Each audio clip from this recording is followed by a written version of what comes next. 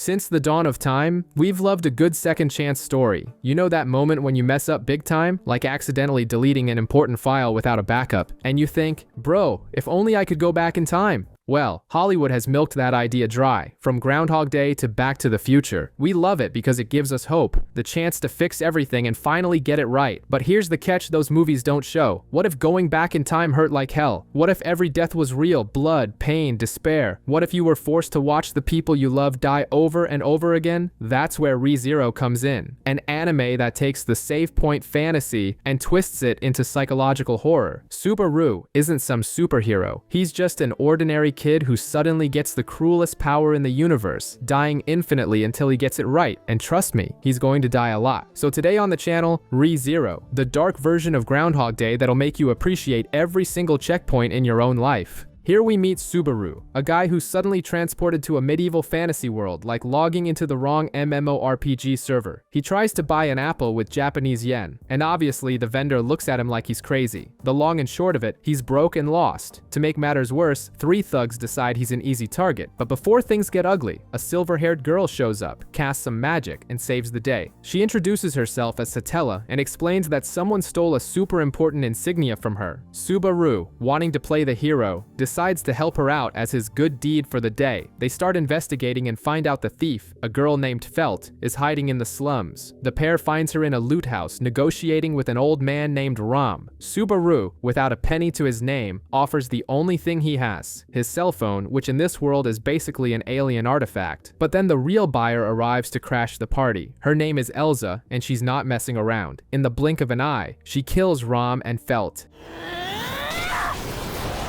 How wonderful. I can see that you're loved dearly by this world. I truly envy you. Subaru also takes a fatal blow, and as he bleeds out on the floor, he hears the silver-haired girl confess that her real name is Emilia, and then everything goes black. Subaru wakes up in the same spot with the same apple at the same stall. Say something. Are you okay? I have no idea. He wasn't dreaming. He has a bizarre ability called Return by Death, which acts like a checkpoint every time he dies. It's like a video game, except the pain is very real. This time, being smarter, he avoids the thugs from the beginning and focuses on the main mission, get the insignia back before all hell breaks loose again. He figures out that the psycho, Elsa, will only attack the loot house at night, so the plan is simple. Get there first and make a deal. Along the way, he runs into other bandits, but this time, the one who shows up to save the day is Reinhard, a knight who looks like he stepped right off a game cover, with absurd power. After getting some help from the local Superman, Subaru rushes to Felt's hideout. He gets there and starts negotiating again, using his phone as a bargaining chip. Everything seems to be going according to plan. Felt is about to accept the deal, but it seems Elsa is way ahead of schedule. She arrives much earlier than expected, with the sun still in the sky, ready to slice everyone up. The look of panic on Subaru's face says it all. The script has changed, and not for the better. The fight at the loot house kicks off for real. Elsa comes in swinging, revealing she knows Emilia and that the fight is personal. Emilia and her floating cat spirit, Puck, go on the offensive. Right. Get her, Puck!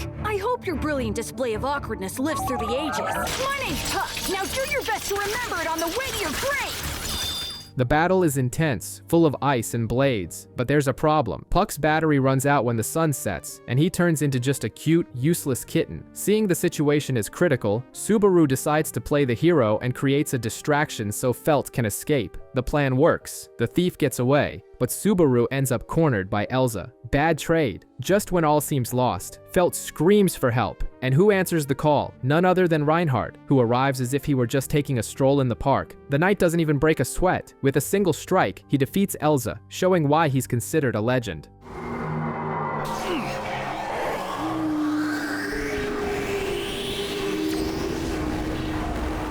The dust settled, Emilia finally reveals her real name, with no more secrets. Subaru's grand reward for nearly dying 3 times, knowing her name. Totally fair. Reinhard takes Felt in for a chat with the authorities, and Emilia takes a wounded Subaru to be cared for. The episode closes with the two of them looking at the moon, a rare moment of peace before the next problem decides to show up. Subaru wakes up good as new, realizing Beatrice used magic to heal him. He then decides to explore the mansion and ends up in a hallway that feels like a video game glitch. witch, always leading back to the same spot. There, he finds Beatrice herself, who basically kicks him out of her private library. When he wakes up again, he's greeted by Rom and Rem, the mansion's twin maids. Thanks to Puck, we discovered the big twist. Emilia is a candidate for the throne of the Kingdom of Lagunica, and the emblem he helped recover was the proof of it. As a reward for being the hero of the day, Subaru could ask for anything, but the guy asks to work at the mansion. He's given a uniform that looks more like a costume, but Rem, one of the twins, works her magic and gets the outfit looking sharp.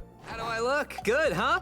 With this outfit over the bizarre attire that you were originally wearing, no one in any strange garment could rival you. Not a compliment at all. When it comes to chores, Subaru is a complete disaster, but Emilia, sweet as ever, praises his efforts. That night, he's already excitedly planning a date with her, but Beatrice appears out of nowhere to kill the mood. Still, he goes to sleep eager, dreaming of the next day. Here we go again. Subaru revives and realizes his save point has moved. Now he starts inside the mansion. He meets Emilia and Puck again, repeating the same conversations but with a few glitches in the matrix. The events aren't happening exactly as before. He asks to work at the mansion again, and Roswell, the owner, agrees. But this time, Rom assigns him different tasks than in the previous loop, just to complicate things. During a bath, Roswell himself tests Subaru with some provocative comments in a pretty weird scene. Later, Rom, who seemed to just be picking on him, offers to teach Subaru how to read and write using the excuse that it increases efficiency. He accepts,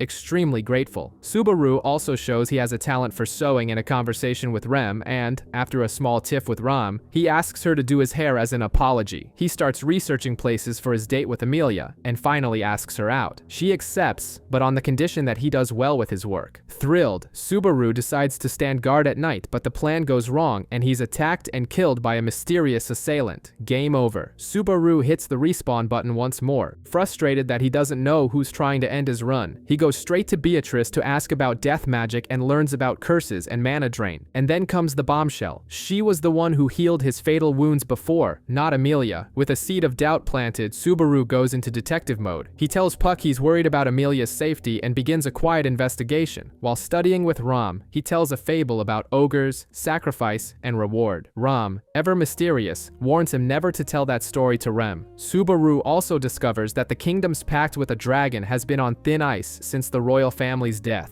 As she's about to leave, Emilia gives him a gift in a super sweet moment before the storm. That night, he decides to play security and keeps an eye on Emilia's room. The attack happens again, but this time Subaru manages to confront the attacker and, total shock, it's Rem. Then I have no choice.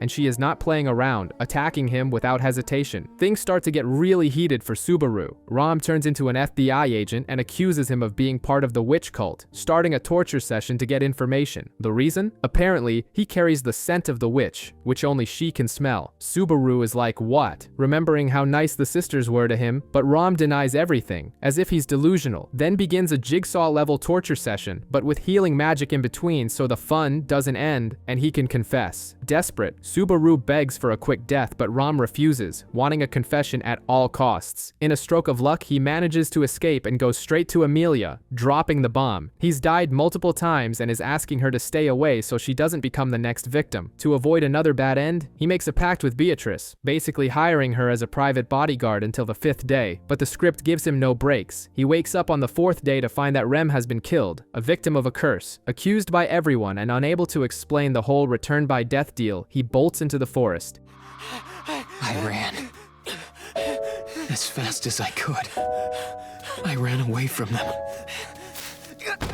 There, Beatrice finds him, and Subaru, tired of running, decides he's going back to save Rem, even if it means facing Rom head-on, and reset. Subaru wakes up in the mansion again, ready for another round in this real-life game. This time, the strategy is different. No more suspicion. The mission now is to become Employee of the Month and win Rom and Rem's trust. He dedicates himself so much to his chores, you could almost give him an award. He even opens up to Emilia, showing a more vulnerable side, and she gives him the moral support he desperately needed. In the meantime, he learns from Puck that he's a user of shadow magic. The problem? His control is less stable than Wi-Fi on a rainy day. Rom still thinks he's useless, but a smart useless, so she decides to keep an eye on him, like a suspicious store manager. Subaru goes to ask Beatrice some questions, and she basically becomes the Google of this magic world, explaining how curses work. They require touch, and can only be broken before they activate. With this information, Subaru's detective mode is activated. He figures out the shaman is in the village and comes up with a plan. He'll be the bait. To do this, he convinces Emilia to go on an outing to the village under the pretense of shopping. Rom, who's no fool, authorizes it, but sends Rem along as a babysitter to keep an eye on him. The village trip begins with Subaru, Rom, and Rem. Our hero turns into the fun uncle and plays with the kids, but he notices a small dog with a look of pure hatred, staring at him like he owes it money. Meanwhile, Lord Roswell takes off for a meeting, leaving Emilia in charge of the house. Back at the mansion, Subaru asks Beatrice to run her antivirus on him, and the result is positive. He's been cursed through contact with one of 3 suspects, and the main culprit, you guessed it, the angry puppy. But when he's about to expose the dog, the situation gets worse. The villagers reveal that some children have gone missing and the village's magic barrier has been destroyed, opening the door for mob beasts. Without a second thought, Subaru and Rem dive into the forest to play hero. They find the children, all unconscious and cursed, but one of them has been kidnapped. Then comes the classic horror movie decision. Ren stays behind to protect the group, while Subaru goes after the kidnapper. He finds the girl, but she's being escorted by mob beasts. Just as Subaru is about to become monster food, Rem shows up in full berserker mode and saves the day.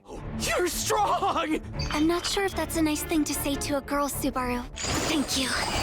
During their escape, Rem sacrifices herself and tells Subaru to run, promising she'll come back for him. Things just got personal. Subaru wakes up in an unfamiliar room, covered in scars and weaker than a phone at 1% battery. Emilia and Puck saved him, but the ordeal isn't over. The curse of the Wolgarm is still consuming him from the inside. Beatrice, the Gothic librarian, lays it on him straight. He has less than half a day to live unless every beast that cursed him is destroyed. A basically impossible task, like beating Dark Souls with a dance pad. To make matters worse, he finds out Rem went into the forest alone to handle the mess. Desperate, Subaru convinces Rom to help him find her sister, using her clairvoyance as a supernatural GPS. During the search, Rom drops a heavy lore bomb. In the Demon Clan, twins are like a bug in the system, and she ended up losing her horn to protect Rem, which left her powers nerfed. They finally find Rem, but she's in total berserker mode, transformed into an out-of-control demon. In an all-or-nothing move, Subaru takes a risk and manages to strike her horn. Smile for me, Rem! Today, I'm more demonically inspired than a real demon! Which acts like a reset button and brings her back to human form. Rem is saved, but Subaru is left gravely injured. Rem's mind is flooded with childhood flashbacks, showing that she and Rom were rejected just for being twins, a taboo in the Demon Clan. Guilt consumes her, as Rom, who was a prodigy, lost her horn to protect her. Upon waiting in the forest, instead of being grateful, Rem freaks out at Subaru and Rom for getting involved. Fed up with the drama, Subaru headbutts her and says it straight. Strength lies in unity, not in playing the lone wolf. Meanwhile, the Wolgarm close in. Subaru then comes up with a plan worthy of a shonen protagonist. Use the witch's scent clinging to him as bait, buying time for the sisters to escape. The creatures surround him and things look grim, but just when all seems lost, Roswell appears out of nowhere in full Deus Ex Machina style and simply annihilates the monsters, breaking the curse.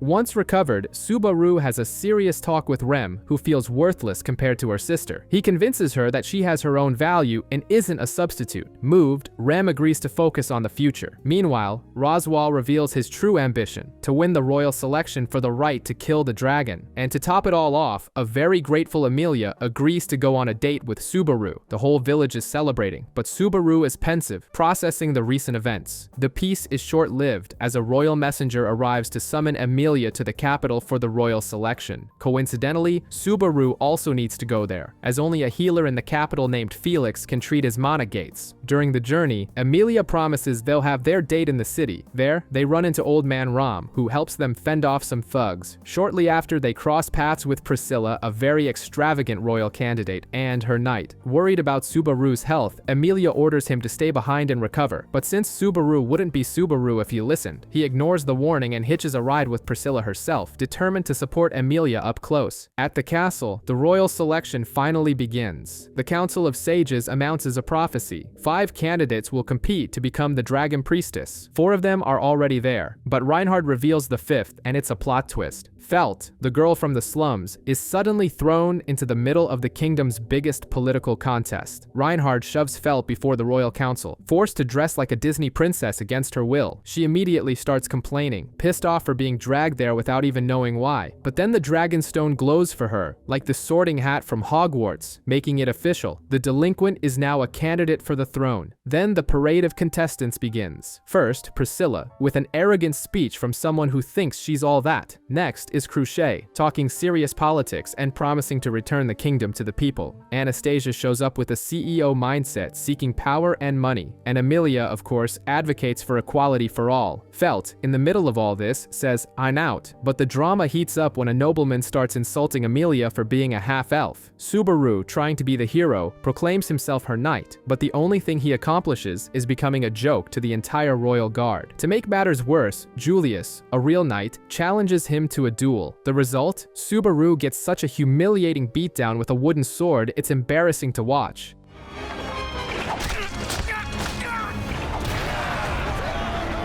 Emilia is furious with his little show and tells him to stay behind in the capital to recover. Seeing her friend Rom being threatened by the guards, Felt changes her mind. She agrees to participate in the selection, but with a very different goal. She declares her hatred for the nobility. I hate the nobility, and I hate knights.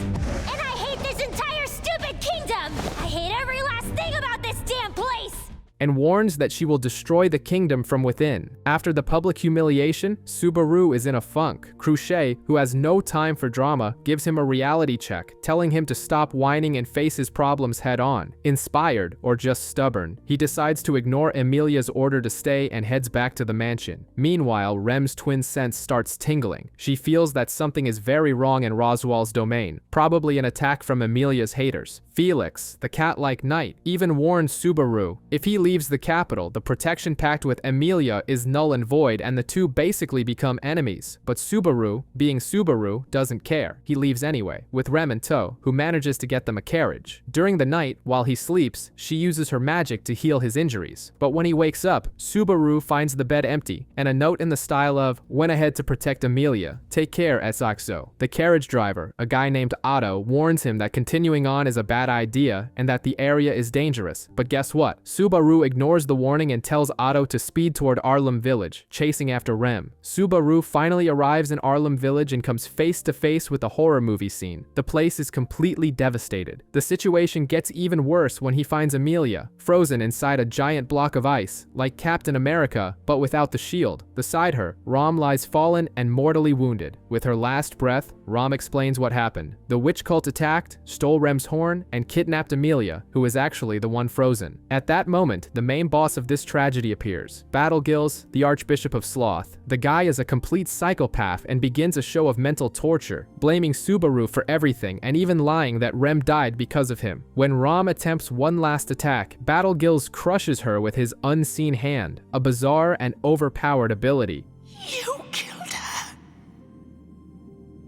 Stop it! It hurts! It hurts! It hurts! Help me!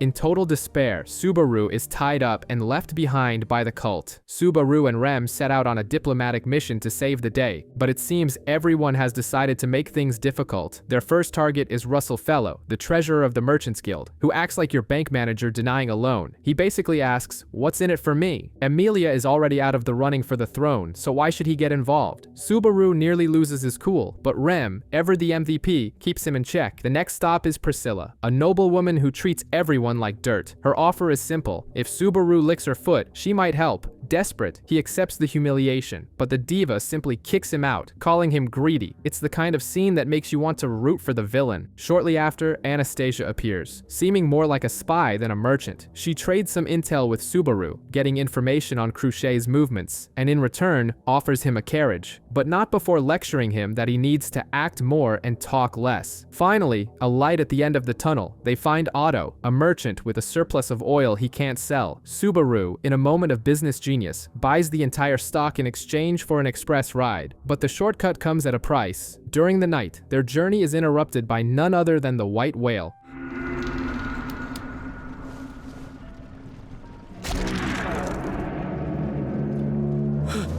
A sort of flying Moby Dick. In a heroic act, Rem throws herself from the carriage to distract the beast and gives Subaru a chance to escape. Subaru wakes up in the middle of nowhere, completely lost after the White Whale's attack. He asks about Rem's whereabouts, but Otto, the driver, plays dumb and says he never traveled with anyone by that name. To him, it was just Subaru in the carriage the whole time. Subaru panics and demands they go back, but Otto refuses, explaining that the creature is basically invincible. It has even defeated the Sword Saint. Arriving at the Roswell mansion, the nightmare only gets worse. It's as if Rem has been erased from existence. Rom, her own sister, denies ever having one. Emilia has no idea who he's talking about. Even her belongings are gone from the house. It seems everyone is suffering from selective amnesia, Subaru snaps. He tries in every way possible to prove he's not crazy and that Rem existed, but fails miserably. Devastated, he goes to Beatrice and begs her to kill him, but she refuses, saying it wouldn't solve anything, as if the situation couldn't get any worse. Puck appears, but not the cute, fluffy mascot he usually is. He is furious over Emilia's death and blames Subaru, promising to destroy the world as revenge. What are you doing? Just what are you doing to my daughter? You worthless scum! Completely broken, Subaru wanders into the forest and runs right into the witch cult. With no strength left to fight, Subaru just screams for help as the cult revels in his despair. This is rock bottom. Subaru wakes up and reset. He's back in the capital in a timeline where Rem is alive and well. She finds him looking like a zombie and tries to cheer him up, but Subaru has already thrown in the towel. He proposes an escape plan. The two of them drop everything and run away to Kararagi. He describes a simple life with a house, a job, and a family. Far from all this chaos. It's his "I give up" speech. Rem listens to it all patiently. Then, with the calm of someone about to break your heart, she refuses. She even describes a similar dream she had, but explains she can't accept because the Subaru she fell in love with is a hero who doesn't give up. That's the trigger. Subaru explodes in a monologue of self-hatred, calling himself a fraud, a coward, and a useless talker who never acts. When he's at the peak of his crisis, Rem interrupts him with one of the greatest love confessions in anime history. She lists everything she admires about him: how he saved her, how he helped her overcome her trauma, how his smallest actions made her stronger. She offers a new beginning by his side, from zero. Deeply moved, Subaru finally admits that he loves Emilia. Rem, What is it? Emilia is the one I love.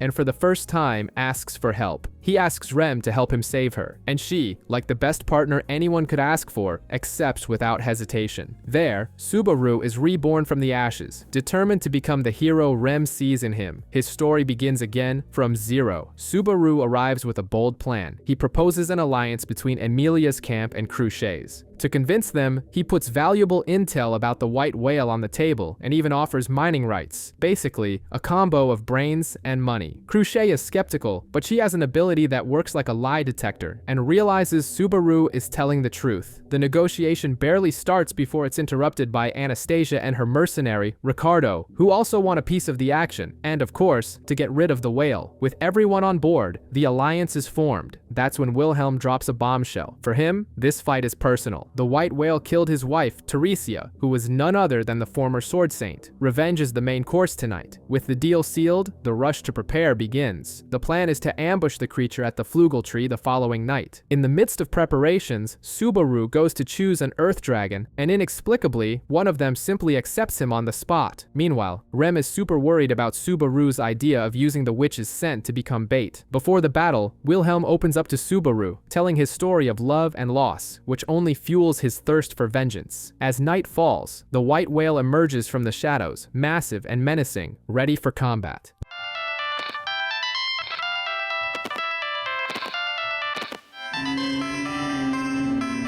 The battle begins with Cruchet leading an all-out attack, but her magic doesn't even tickle it. The White Whale's skin simply disperses mana. That means this beast is a lot tougher than we thought it was.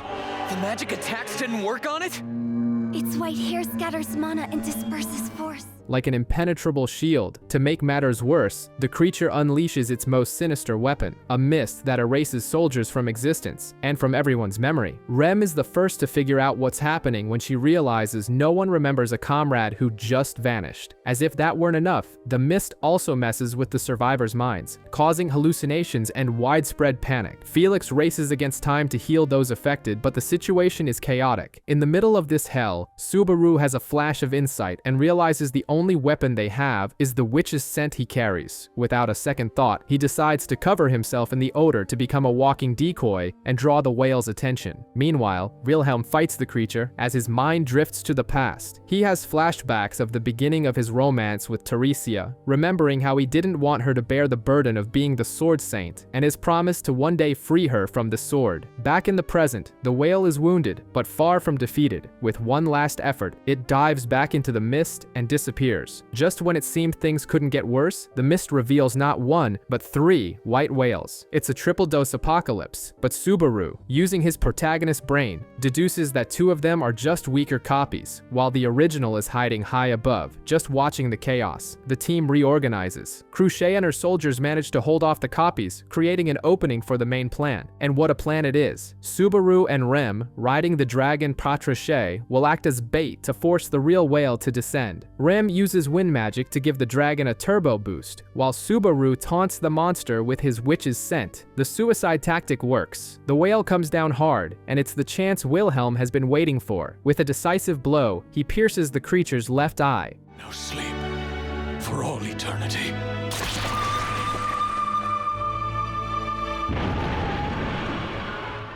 The same one it had taken from Teresia years ago. The poetic justice is complete. The whale dissolves into mist, and Wilhelm, in tears, declares his eternal love for his wife. The victory is celebrated, but the cost was high. Cruchet offers Subaru a place in her household, but he refuses, loyal to Emilia. Half the soldiers leave with the wounded, while Subaru, Rem, and the remaining mercenaries head out for their next challenge, the witch cult. After the throwdown with the white whale, Julius, who now insists on being called Jules, acting all emo, joins the group, but makes it clear he's ditched the nightlife. Subaru wastes no time dropping the next bombshell. The whale was just a warm-up. The real problem is the witch's cult, which was connected to it all along. The plan is set. Evacuate the village and Roswell's mansion, then go all in on the cult, who are just chilling with their guard down in the Mathers forest. In the first round against Petelgeuse, the Archbishop of Sloth, Subaru activates his spider sense mode and starts dodging the guy's invisible attacks like Neo in the Matrix. How did you? Oh wow, crappy trick. An unseen hand isn't all that great if I can see it and evade it. What did you say? After an intense fight, they think they've defeated the villain, find a bizarre book called a Gospel on his body, and even eliminate 2 of his subordinates, the Fingers. Victory seems certain, but a surviving finger decides to crash the party and reveals the big plot twist. Petelgeuse can possess bodies, like a ghost who doesn't pay rent. And guess which piece of real estate he decides to invade first? You got it, right in front of everyone. Subaru is possessed by the Archbishop, topping it all off with a terrifyingly evil glare. That's right. I am a Sin Archbishop of the Witches Cult, representing Sloth, Betelgeuse Ramani Kanti. Yes! With his body taken over by Petelgeuse, Subaru begs Julius to kill him, but the knight refuses to attack his friend. Luckily, Felix, the cat-eared healer, is nearby. He uses his magic to perform what's basically a quickie exorcism, forcing Petelgeuse out and saving Subaru in the nick of time. Meanwhile, Emilia and the village refugees are in the middle of their evacuation, but a blank letter sent by Cruchet almost causes a nasty fight with Roswell's people. Still on the road, the group intercepts a cultist disguised as a merchant, who ends up spilling the beans. The cult's ultimate plan is to possess Emilia herself. The action shifts back to the mansion, where Wilhelm takes a serious hit. More fingers are defeated, leaving only one. As Emilia moves in on the last enemy, victory seems within reach, but Petelgeuse shows he has a spare key to Subaru's body, and possesses him again, right out of nowhere. Subaru wakes up again at one of his save points, but this time he knows the enemy's trick. Petelgeuse can use his body like an avatar. He rushes to tell the group the new strategy. To beat the big boss, they have to take out all his minions, the Fingers, first. Only then will the Archbishop become vulnerable. While the attack plan is being put together, Wilhelm convinces Emilia to take the civilians to a safe place called the Sanctuary. In a surprising scene, the village children welcome Emilia with open arms, no drama at all. The group then sets up a brilliant trap. They spread fake schedules about their movements, confusing the cult and buying time for the evacuation. In the final confrontation, Julius uses an incredible magic to share Subaru's vision. Now, they can both see Betelgeuse's infamous unseen hand, fighting in perfect sync like a classic anime duo. Yes. Shall we?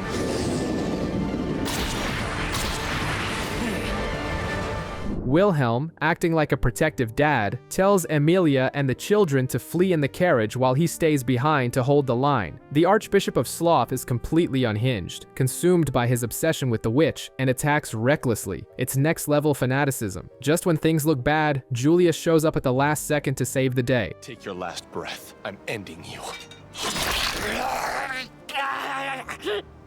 But why?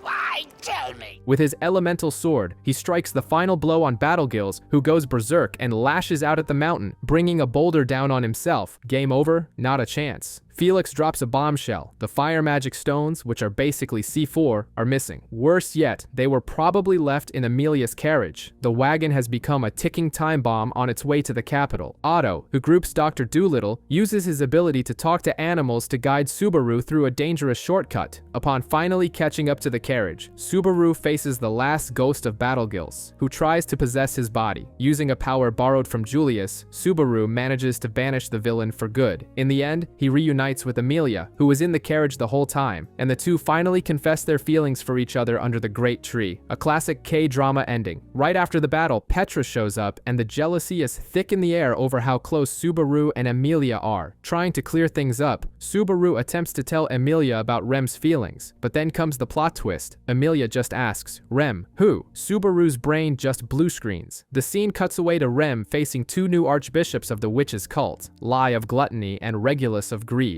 They attack the group, and Rem tries to play the hero, but the authority of Gluttony is bizarre. It literally devours Rem's name and memories. It's like being deleted from existence.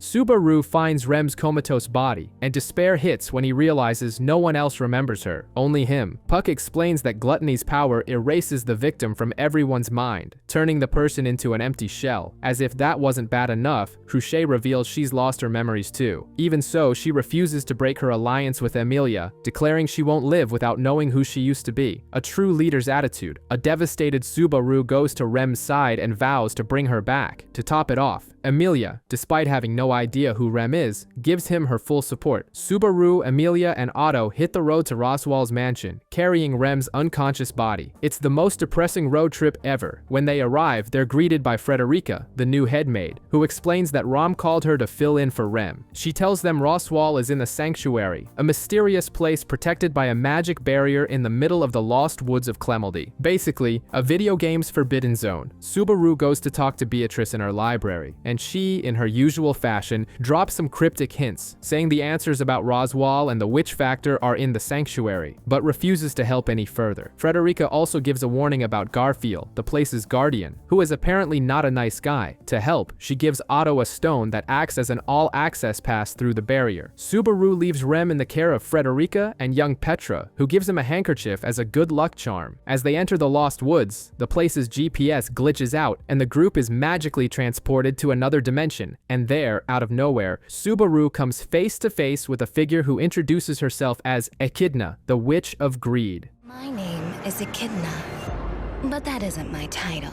Perhaps you would know me a bit better as the Witch of Greed. The situation, which was already bad, just got a whole lot worse. Subaru wakes up at a random get-together, a witch's tea party, where he meets Echidna, the Witch of Greed. She explains he wasn't kidnapped but invited and offers him knowledge in exchange for questions, like a gothic genie in a lamp. To build up his immunity to the place's bad vibes, he drinks tea spiked with the Witch of Envy's DNA. That's when he learns that by defeating Betelgeuse, he inherited the sloth factor, which acted as a VIP pass to enter the Sanctuary without any issues. Echidna tells him to keep their meeting a secret and sends him off to face the Sanctuary's trial. As soon as he's back in reality, he's attacked by a buff, blonde guy named Garfield. The fight only stops when Subaru says the magic word, Frederica. Emilia finally wakes up and Garfield becomes their tour guide, terrified, explaining that the barrier is selective and only affects those with mixed blood. They find a badly injured Roswaal and an old woman named Ryuzu Mayer, who drops the bomb. All demi-humans are trapped there. The only way out is to pass a trial held at the tomb. Emilia, with her heart of gold, volunteers immediately. She gives a moving speech about wanting to reunite the separated families, wins over the crowd, and receives a blessing from the spirits to begin the trial. It's her "I volunteer as tribute" moment. This is it. In a crazy plot twist, Subaru is thrown into a perfect recreation of his home in Japan, complete with breakfast with his parents. His dad tries to cheer him up for school, but Subaru has hit rock bottom, drowning in guilt and feeling like trash. Then comes the heart-to-heart. His father confronts him, revealing he always knew Subaru felt like a failure and was running away. It's a total gut punch. There's no need to feel that way. I've got a vague sense that you have your own reasons. Subaru breaks down and confesses his greatest fear, being ordinary. He even wished his parents would hate him just so he'd have an excuse to give up on everything. But his dad, instead of getting mad, gives him a lesson in unconditional love and encourages him to start over. After this shock therapy session, he has an emotional talk with his mom, who just asks him to be the best version of himself. Which means do your best in your own way. Be the best you that you can. At least that's what I think. Subaru says goodbye to them both, promising to never forget them. He returns to the present with steel in his eyes and finds Echidna waiting for him at the tomb. The therapy session is over, and now it's time to get back in the game. Echidna confirms that the reunion with his parents was just a simulation created from Subaru's memories. Basically, a sentimental VR experience. With that, he's passed the first trial, but the bad news is there are 3 in total to free the sanctuary. When he gets back, he finds Emilia having a total breakdown after failing her own trial miserably. Otto, always full of ideas, suggests carrying the unconscious people through the barrier, but Ryuzu shuts him down. Doing that would separate their souls from their bodies, a very creative way to die. To make matters worse, Rom warns that a faction in the sanctuary wants to prevent its liberation and might try something against Emilia. Then comes the plot twist. Roswaal confesses he orchestrated the witch's cult attacks to force Emilia into becoming a hero and winning popular support. He basically used Subaru as his wild card to solve the whole crisis. Subaru is furious but swallows his anger and agrees to continue his partnership with the manipulator. With Subaru's encouragement, Emilia decides to try the trial again. Garfield gives Subaru a protective charm, and Otto passes on a message from Roswaal, a cheat code to use with Beatrice. Before entering the trial, Emilia throws the promise he made to Rem back in his face. Awkward. Subaru wakes up at the tomb after the trial and finds Emilia in full-blown panic mode. He explains there are 3 trials and offers to be her substitute, like a reality show stunt double. But Garfield and Frederica immediately shut down the idea, saying they have direct orders from Roswaal. In the middle of the argument, Frederica drops a bombshell. She's Garfield's sister. It's a moment worthy of a soap opera, but she swears there's no conspiracy going on. Suddenly, the mood shifts completely as Elsa storms into the mansion, targeting the maids. Frederica and Rom go into defense mode to hold off the assassin.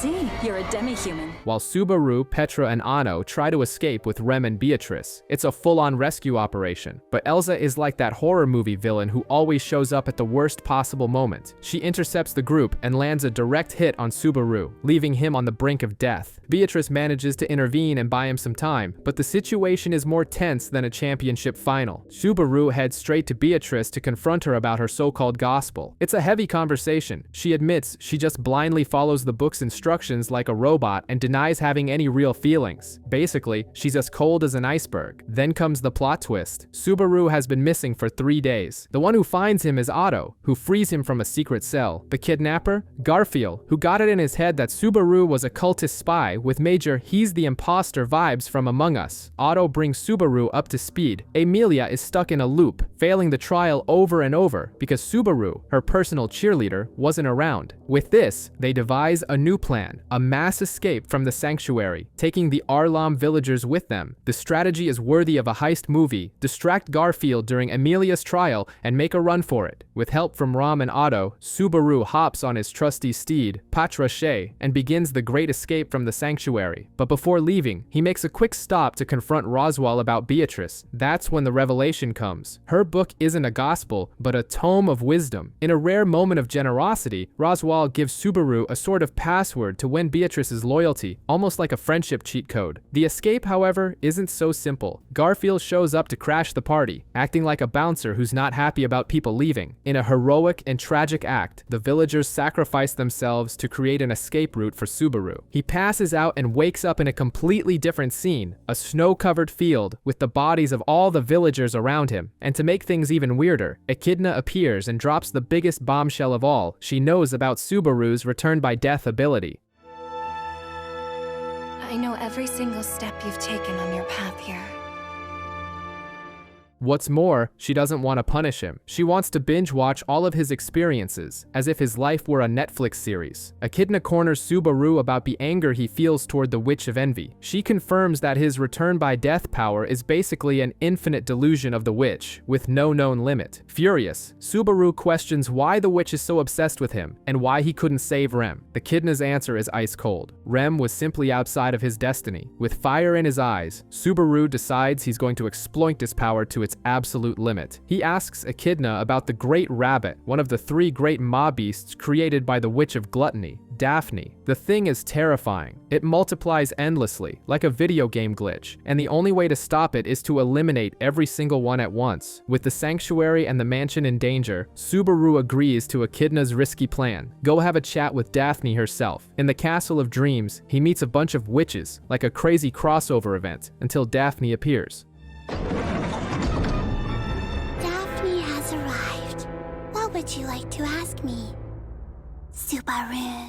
After a tense conversation, she reveals the mob beasts were created to end hunger, but the project went horribly wrong. She also gives him a tip. The Great Rabbit is drawn to mana, so a powerful user makes the perfect bait. Before he wakes up, Echidna warns him he can only return to her tea party if he summons her with more force. Suddenly, Subaru awakens to find the shadow of the Witch of Envy attacking the sanctuary, declaring that the slaughter ends now. Subaru wakes up screaming, warning everyone that the witch's shadow is attacking the sanctuary.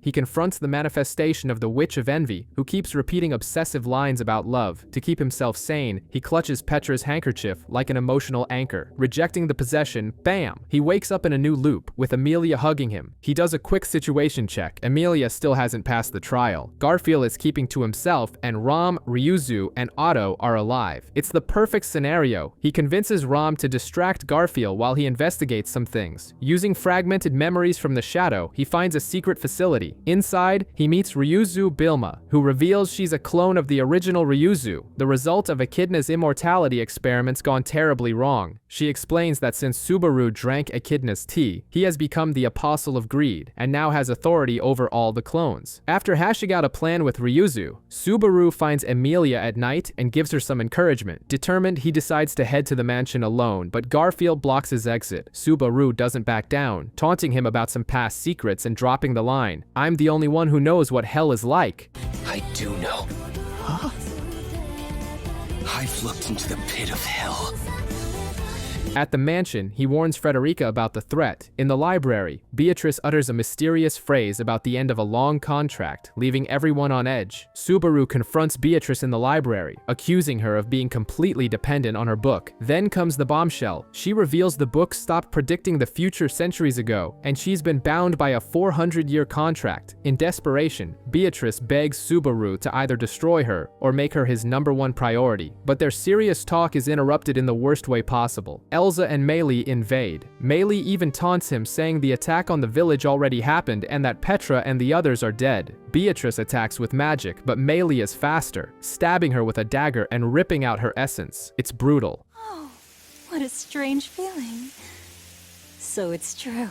Spirits really are different from the rest of us on the inside. Subaru wakes up in a nightmare with a hyper-dependent Emilia and figures it all out. The snow at the sanctuary is Roswaal's doing, meant to isolate Emilia. When he confronts the clown, Roswaal admits he killed Rom and Garfield just to create a distraction, and even shows him a gospel identical to Beatrice's. His twisted plan is to force Subaru to repeat the loops until he creates a future where Emilia is completely dependent on him. Roswaal injures Subaru, but stops when the Great Rabbit appears, drawn early by the snow. The spell has backfired. Roswaal proposes a truce since they both need to survive. He says the him of that moment will die there, but a new Roswaal will exist in the next loop. As the snow gets heavier, Subaru faints, hearing Emilia's distant voice calling his name. Subaru is in a major slump, blaming himself for Emilia's state and vowing to save her, even if it's the last thing he does. He rushes to the Castle of Dreams and basically begs Echidna, offering his own life in exchange for help. It's like selling your soul to the devil, except the devil is a white-haired witch who serves tea. The witch, instead of giving a straight answer, throws him into the second trial, and what a trial it is. Subaru is forced to watch a series of what-ifs where he dies and Emilia is completely destroyed by the loss. It's psychological torture on a whole new level. To make matters worse, other witches show up to say hi. One of them, Carmilla, even disguises herself as Rem to try and manipulate the poor guy. A total low blow. Echidna then puts her offer on the table, a contract. She'll help Subaru get his happy ending, but in return, she wants everything he is and feels. Basically, she wants to binge watch Subaru's life like a Netflix series, just to satisfy her curiosity. The other witches even spill the beans on their friend's plan. Subaru, who's no fool, sees right through it and refuses. He decides that instead of making a pact with a gossipy witch, he's going to help Beatrice, who's been trapped for centuries because of Echidna herself. And just when we think the drama is over, the Witch of Envy shows up, announcing her show is about to begin. Hey, look, it's Tella!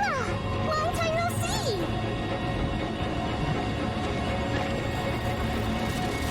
Subaru wakes up in the sanctuary more lost than ever after the trial. The first news of the day, he's been disqualified from the trials. He basically failed the hero entrance exam. He goes straight to Roswaal to confront him, admitting he can't pass the trial anymore. And Roswaal's response is jaw-dropping. The guy simply reveals he sent assassins to the mansion just to force Subaru to become more efficient. He's like that toxic boss who creates a problem just to watch you solve it. A desperate Subaru begs him to stop, even trying to challenge him to a fight, but Roswaal ignores him like an annoying pop-up ad. The coldness is on another level. That's when our MVP, Otto, steps in. He finds Subaru at his lowest point and gives him a reality check, asking why the hell he never asks for help and always tries to carry the world on his shoulders. After a heated argument, complete with a punch, Subaru finally breaks down. He opens his heart, admitting he's exhausted, confused, and doesn't know what to do anymore. Finally, the protagonist realizes you can't save everyone in single-player mode. After his heart-to-heart with Otto, Subaru finally admits he needs help. About time. With a renewed mindset, he goes straight to the big boss and makes a bet with Roswaal. In true all-or-nothing fashion, if Subaru can save both the sanctuary and the mansion, Roswaal has to burn that little prophecy book of his and truly support Emilia. Roswaal, with his classic villain smirk, accepts, but warns him. The clock is ticking. The attack on the mansion and the blizzard in the sanctuary will start in 3 days. With time running out, Subaru begins his tour of conversations. First, he talks to Ryuzu Arma, who tells him Garfield's tragic backstory, explaining why he's so angry. He was abandoned by his mother. Next, he goes to talk to Emilia. She finally opens up about her past. She was frozen for years, like Captain America, until Puck rescued her, and Roswaal promised to save the rest of the frozen people if she won the royal selection.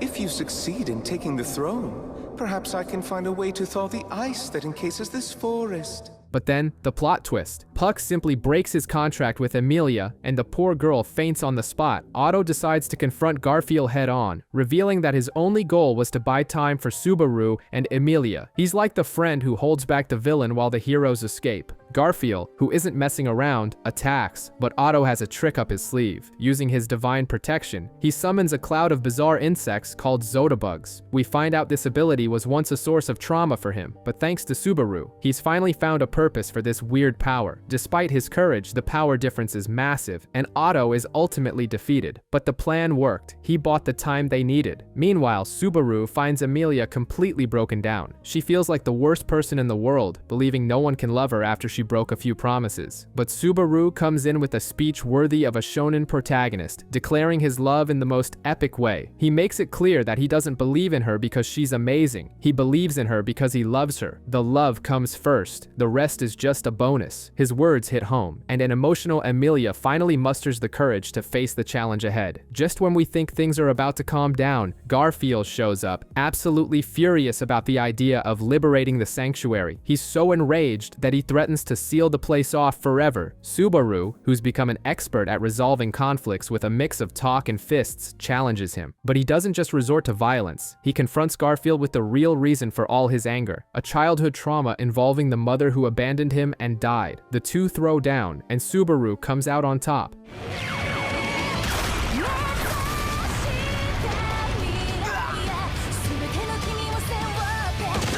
But instead of just knocking the guy out, he does something better. He forces Garfield to enter the tomb trial, basically an intensive anime-style therapy session. Inside, Garfield relives his past and discovers that his mother actually loved him very much. This revelation changes everything. He wakes up a new man like Zuko after meeting the dragons. Now, he's another ally on the team. With Garfield on her side, Emilia takes a deep breath, more determined than ever, and enters the trial. And watching it all from the sidelines with a small smile on her face is Echidna. Now we're inside Emilia's head, in a dream world that serves as the setting for her trial. There, she comes face to face with Echidna and begins reliving her childhood alongside a figure named Fortuna. We see a young Emilia breaking promises so she can explore the outside world, in true curious protagonist fashion. During her wanderings, she meets a guy named Gils and learns about lesser spirits. But the trip down memory lane gets serious when memories of her mother and a mysterious seal start to surface, bringing some clarity to her past. This time, instead of running away or being afraid, Emilia faces it all head on. She's no longer the scared little girl. She's ready to confront the core of her trauma. But just when we think she's about to resolve everything, the trial gets even weirder. Out of nowhere, a mysterious figure named Regulus appears in the middle of her dream. What's this lunatic doing here? Nobody knows, but it can't be good. Here we get a heavy flashback, courtesy of Ryuzu Shima's ancestral memories. We go back in time and see a young Beatrice befriending Ryuzu Mayor, all under the watchful eye of Echidna. The vibe is actually pretty peaceful, with the two becoming best friends in the forest. But the peace doesn't last, because Regulus crashes the party, demanding the sanctuary seal at all costs. To make matters worse, Pandora, the Witch of Vanity, shows up to manipulate everyone and set the whole place on fire. In the midst of the chaos, Fortuna, who is essentially Emilia's mother, sends the little girl to safety. But she comes back, and tragedy strikes. Gils, who wanted to protect her and Fortuna, falls into an illusion. He strikes at the witch with a fatal blow, but in reality, it was Fortuna herself who dies in her daughter's arms. It's heartbreaking. Pandora, who seems to have orchestrated the whole thing, confronts the grieving child. Emilia's pain is so immense that she freezes the entire forest in the blink of an eye, and as if that weren't enough, Pandora simply erases the girl's memories. Back in the present, Emilia is in the middle of her trial, reliving all this trauma, but instead of breaking, she faces the truth head on. She recognizes the frozen villagers and vows to free them. Her mother's sacrifice was not in vain. It has now become the fuel for her mission. Emilia emerges from the trial with a newfound glimmer in her eyes. She's no longer the same insecure girl. Now her determination is at an all-time high. It's all so clear to me now.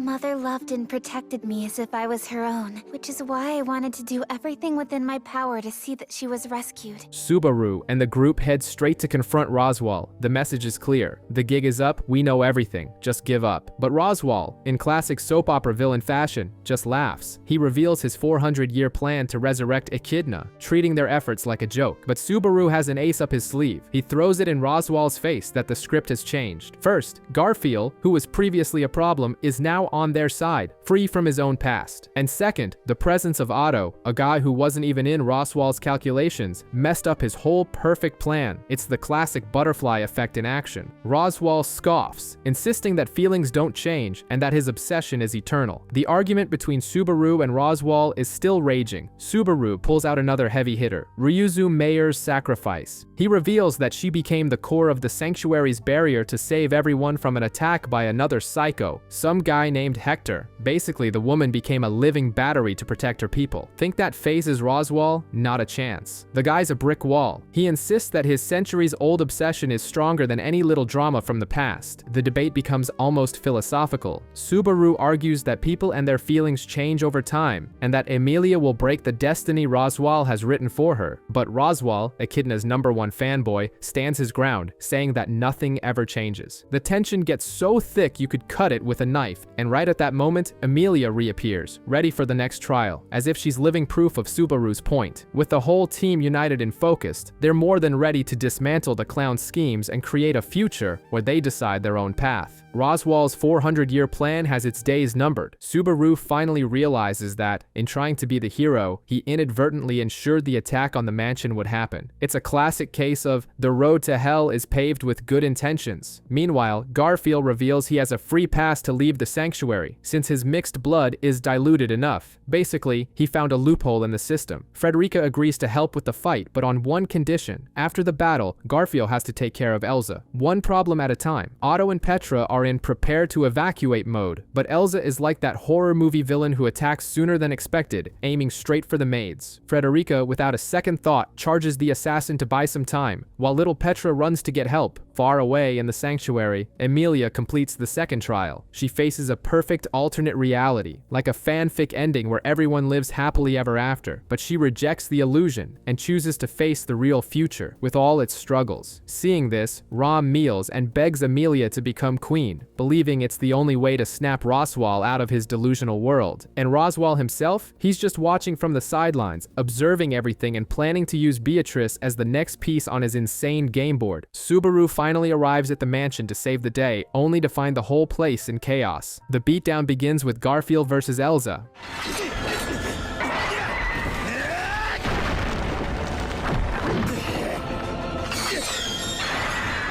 But it's an unfair fight. The woman is like Wolverine with a knife fetish. She regenerates instantly, making her nearly impossible to defeat. While all hell is breaking loose outside, Subaru heads to the library for a serious talk with Beatrice. He gives it to her straight, telling her to stop obeying a 400-year-old contract and finally choose her own destiny. After 4 centuries of pure loneliness, Beatrice begins to have an existential crisis, questioning her purpose in the world. In another part of the mansion, Frederica and Petra try to escape with Rem, but they're intercepted by Maylee, a creepy little girl who controls demonic beasts like they're evil Pokemon. Frederica throws herself in front to protect Petra as the entire mansion starts to burn down. Back at the sanctuary, Emilia faces the third trial, a guided journey through an alternate future where everything is absolutely perfect. Even so, she doesn't give up and decides to fight for a different tomorrow. Inspired by Garfield's courage, the villagers are finally convinced and promise to support Emilia. Seeing that the tide is turning, Rom heads for the decisive confrontation with Roswell, determined to free him from his obsessions once and for all. Garfield activates his beast mode, using the divine protection of Earth spirits to amplify his power, and finally put the pressure on Elsa.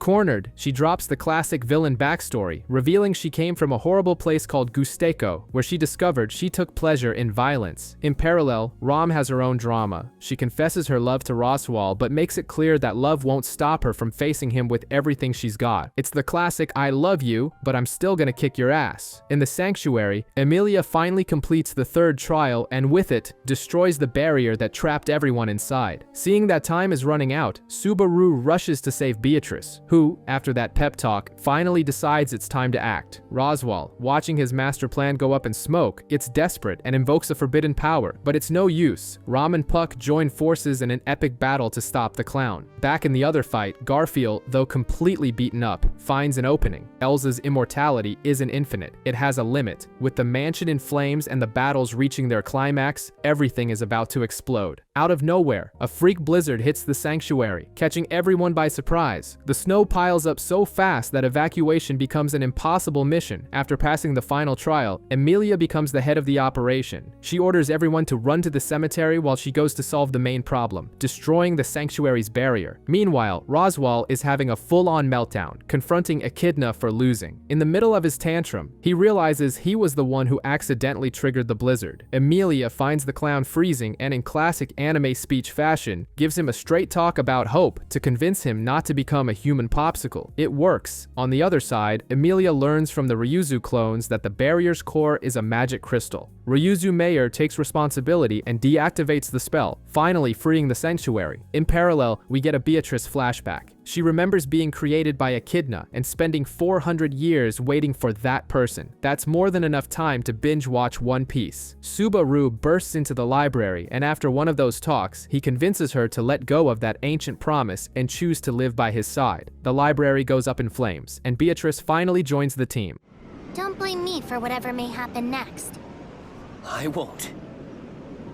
We'll make it all work out. With the sanctuary free and the barrier down, the gang gathers at the cemetery, but the peace is short-lived because the Great Rabbit, one of the legendary mob beasts, shows up to crash the party. It's time for the new dynamic duo to shine. Beatrice and Subaru use mana to basically banish the rabbits to another dimension. Shamak!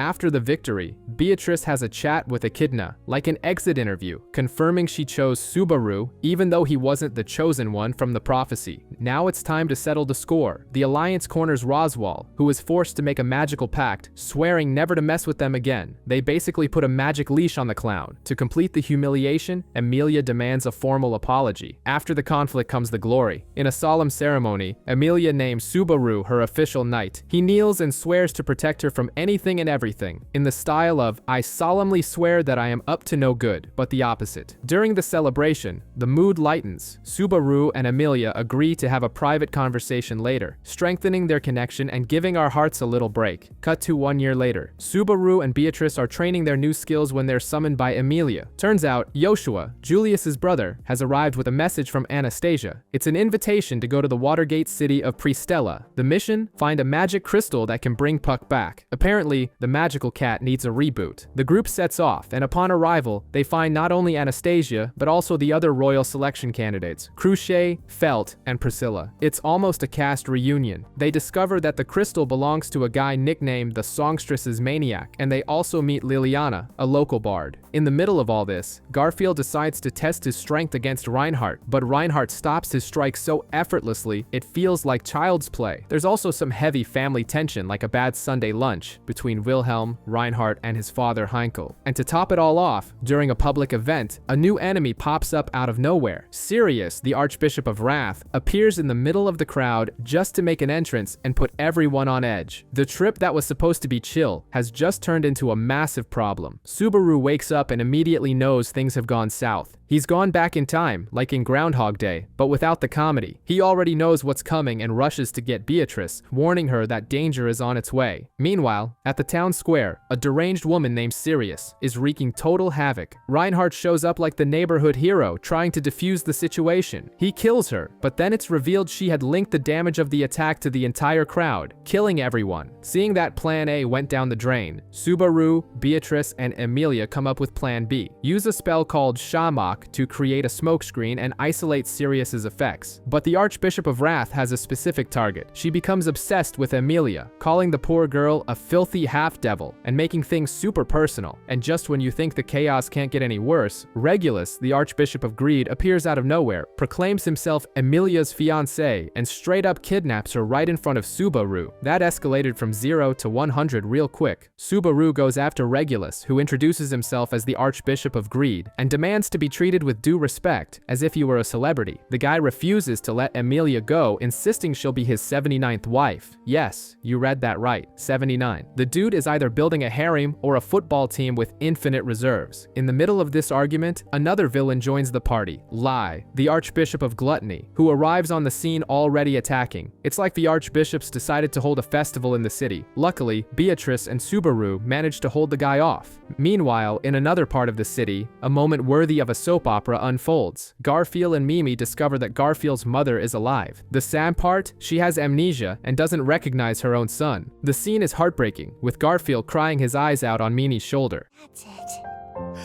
How could you forget about me?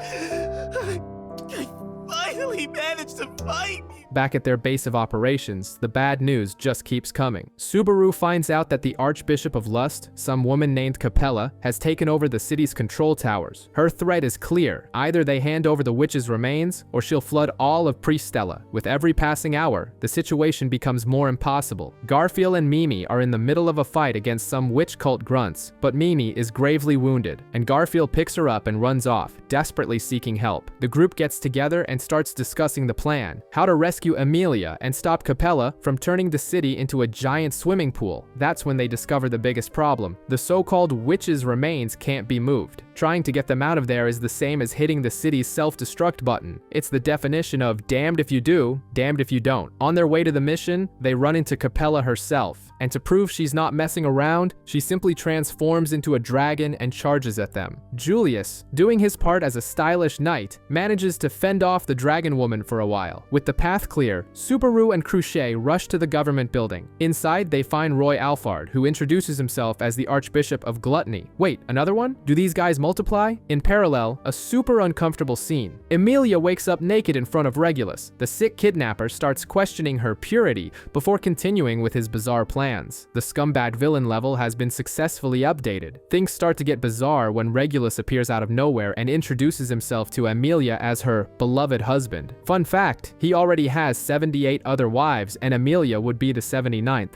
Basically, the guy is collecting wives like they're Yu-Gi-Oh cards. To make things worse, he demands that she prove her bodily and spiritual virginity, which sounds just as creepy as you'd imagine. Meanwhile, Capella Emerata, the Archbishop of Lust, decides it's showtime. She reveals her true form, a sort of humanoid dragon. I am the Sin Archbishop of the Witches Cult representing Lust, Capella Emerata Lagunica, and transforms a bunch of hostages and guards into disgusting insects, like a villain from a B horror movie. She then starts taunting Subaru, twisting his entire concept of love and threatening to turn him into an insect too. It's a classic villain monologue designed to break the hero's spirit. To complete the chaos, Sirius, the Archbishop of Wrath, is terrorizing the city, spreading panic through all the shelters with her authority. In the midst of this mess, Otto and Reinhardt manage to catch a small break by rescuing Felt, but the calm doesn't last long, because Subaru discovers the worst news of the day. Cruchet has been infected with dragon's blood by Capella, and nobody knows what that means. The city of Pristella has become the witch cult's personal playground. Now that they're in control, Capella has laid out a list of demands. Just like a movie kidnapper, she wants the Tome of Wisdom, the artificial spirit, and to top it all off, to force a marriage with Emilia. Meanwhile, Subaru's leg, which was completely wrecked, is mysteriously healed by the dragon blood he received, an upgrade that comes with a price we don't yet know. Subaru reunites with Priscilla and a new character, Liliana, who uses the power of music to calm the public and contain the hysteria caused by the authority of Wrath, basically a bard using her powers for good. On the other side of the city, Emilia is trapped with Regulus, being fitted for a wedding dress and discovering that her future husband has no problem killing any wives who disobey him. A super healthy atmosphere. Subaru joins Julius, Garfield, and Anastasia for a crisis meeting. There, they confirm their worst fears. The artificial spirit Capella wants is Beatrice, and the Tomes of Wisdom have already been destroyed. Anastasia then drops the bombshell that the shelters are beginning to collapse, but Subaru, in true shonen protagonist fashion, steps up and declares he'll save the entire city without sacrificing a single person. Anastasia comes up with a brilliant plan. Use the city's broadcast system to send a message of hope and neutralize the panic from the authority of Wrath. After some debate, everyone agrees that Subaru is the right man for the job. After all, he has the victory against Sloth on his resume. His credibility is on the line. While the plan unfolds, Emilia isn't just waiting to be rescued. She confronts Regulus's other wives, listens to their tragic stories, and manages to ignite a spark of resistance within the group. She's turning victims into allies. The time for the speech arrives. Subaru, in front of the entire city, admits he's scared, but he uses that fear to connect with the people. He yells, "Don't look away! Raise your heads and fight!" The message works. You heard me say I'm weak and useless,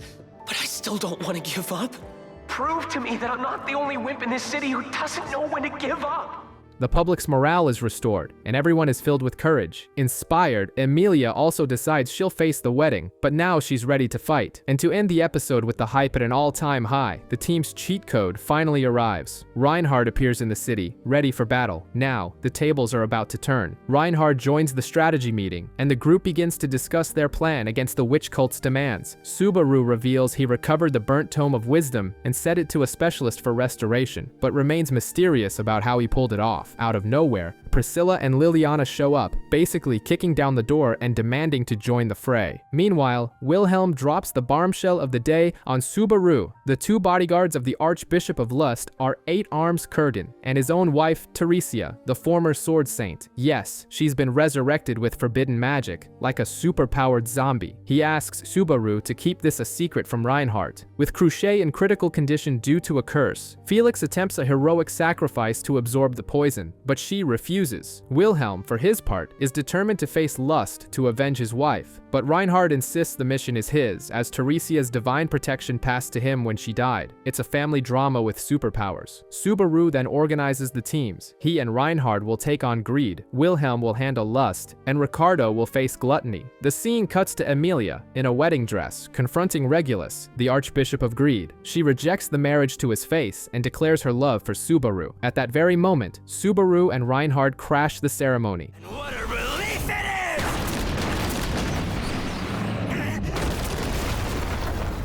With perfect action movie timing, Subaru faces the villain and shouts that he's here to steal the bride. I guess it's safe for me to say I object to this union.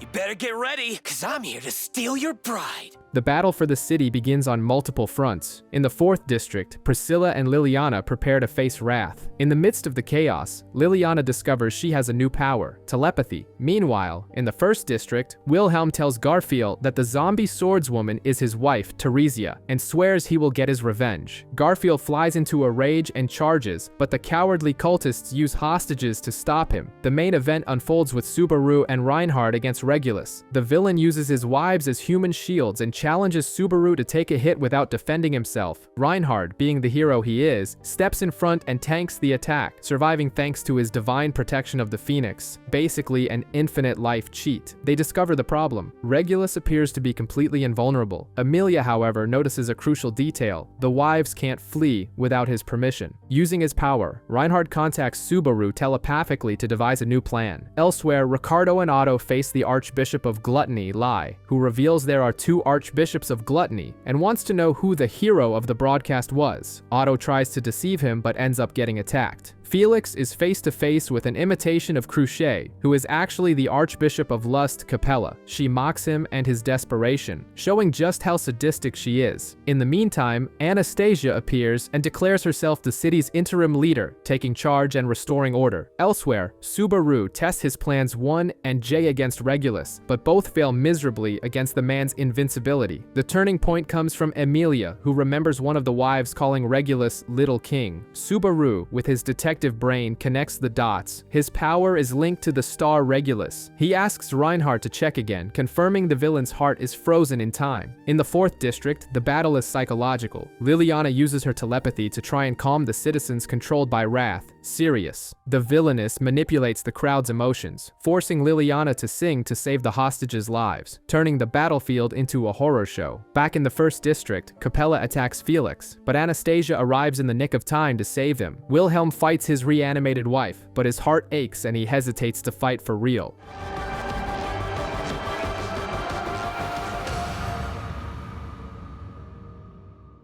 Teresia.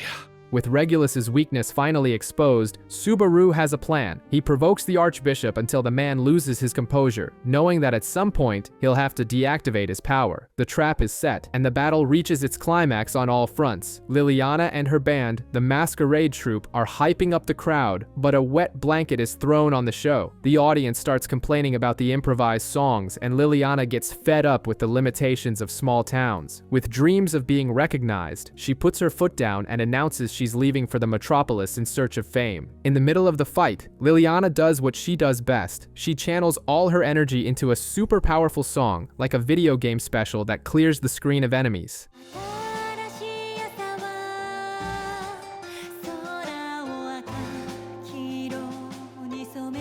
The performance is so intense that after eliminating the threat, she uses up all her energy and collapses from exhaustion. Her social and mana batteries have run out at the same time. That's when Kiritaka emerges from the rubble of the battle, rescuing Liliana in true last-minute hero fashion and carrying the girl to safety. Subaru has a stroke of genius and figures out Regulus's weak spot. His heart is divided among his 53 wives, functioning as a kind of mass-produced Horcrux. With this information, Emilia goes to talk to the hostages and discovers that they all hate the Archbishop with every fiber of their being. The alliance is formed. During the rescue, one of the wives sacrifices herself to break this bizarre connection, and Emilia, to prevent further losses, freezes the others in suspended animation. But you're wrong.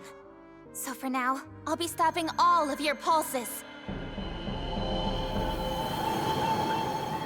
Regulus, upon discovering he's lost his invincibility, goes absolutely ballistic. Subaru takes advantage of the chaos to fake his own death, a masterstroke to get the villain to talk too much and reveal his secrets. It's at this moment that Reinhard, the most OP guy around, enters the scene. He confronts Regulus directly and, after exposing all the villain's lies, finishes him off. Indeed. I'm a monster that hunts monsters, and it's time for you to accept your fate!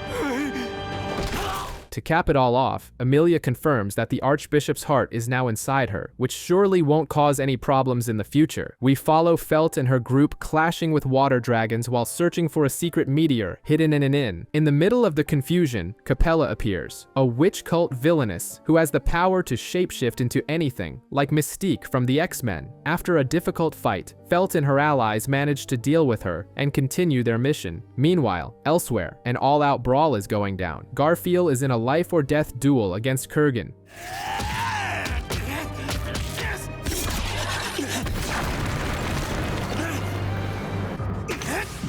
A legend known as the Magnificent Tiger. The fight is brutal. Kurgan, with his 8 arms, is a monster in hand-to-hand combat, and Garfield, despite fighting with all his ferocity, ends up getting the worst of it and is severely wounded.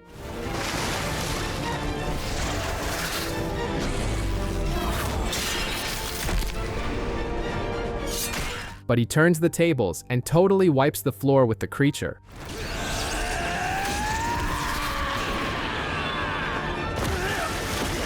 In the end, even Kurgan acknowledges Garfield's courage, giving him that warrior-to-warrior respect before withdrawing. Reinhard confronts what appears to be his grandmother, Teresia, the legendary sword saint, but something is wrong. It's a cheap copy, like a puppet animated by the witch cult's dark magic. The creature even tries to attack, but Reinhard, who is practically a walking cheat code, defeats the imitation without breaking a sweat. The one you see here is nothing more than an imitation.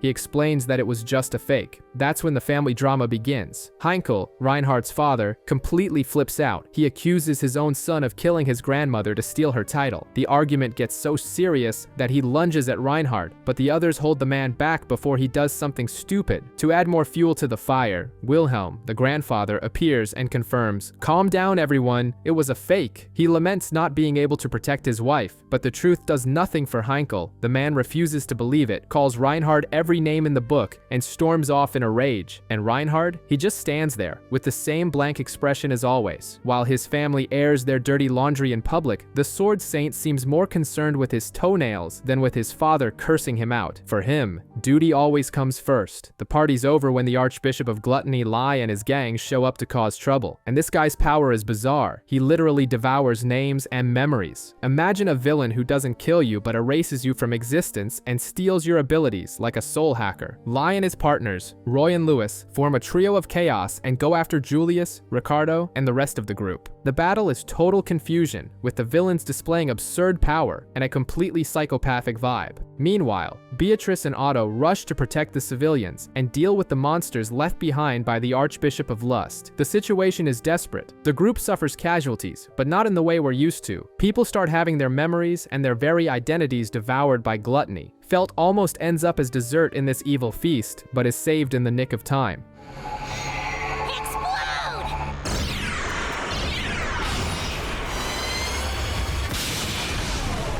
In the end, Lai and his crew simply decide the meal was good enough and leave, leaving a trail of destruction and a bunch of people with their identities erased. They weren't defeated, they were just satisfied and decided to bail. The dust has settled. The battle against the witch cult is finally over. The control towers have been reclaimed and the city of Pristella is safe. But the victory is bittersweet, like flat soda. The cost was incredibly high. Subaru meets up with Emilia, Beatrice, Otto, and the rest of the gang to compare notes on the fights. They discuss what to do with the little gifts the villains left behind, the captured Archbishop of Wrath and the victims of lust who were turned into monsters. Emilia suggests a sort of Captain America's solution. Freeze the transformed people to buy time to find a cure. Priscilla, as aloof as ever, agrees, but with an air of someone who knows more than she's letting on. Everything seems to be settling down, until the episode drops a bomb on us. Julius is there with the group, but when Subaru looks at him, he gives that "do I know you?" look. That's right. Apparently, Gluttony claimed another victim, and this time it was one of the main characters. Julius's memories have gone down the drain. The victory is real, but the sense of loss is even greater. Victim,